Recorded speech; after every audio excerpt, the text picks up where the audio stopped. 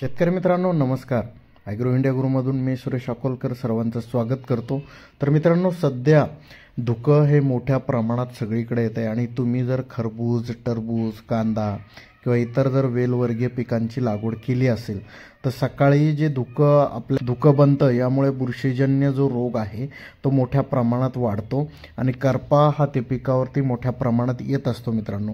त्यामुळे त्या धुक्यामुळे आपल्या पिकाला कुठली इजा होऊ नये तर यासाठी आपण उपाययोजना ही करू शकतो की ज्या प्लॉटमध्ये आपण टरबूज, खरबूज किंवा कांदा लागवड केला आहे त्याच्या साईडने अशा पद्धतीने जर आपण धूर केला तर जे धुकं आहे ते आपल्या पिकापर्यंत त्याचे दव हे पोहोचत नाही आणि त्यामुळे येणारा जो करपा आहे तो करपा आपल्या पिकावरती येत नाही मित्रांनो.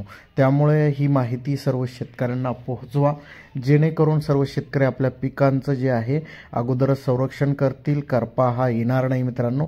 त्यामुळे व्हिडिओ आवडला तर लाईक करा, आपल्या इतर शेतकऱ्यांना शेअर करा मित्रांनो, जेणेकरून सर्व शेतकऱ्यांचा फायदा होईल. आणि तुम्हाला याविषयी काय वाटतं त्यासाठी कमेंट नक्की करा.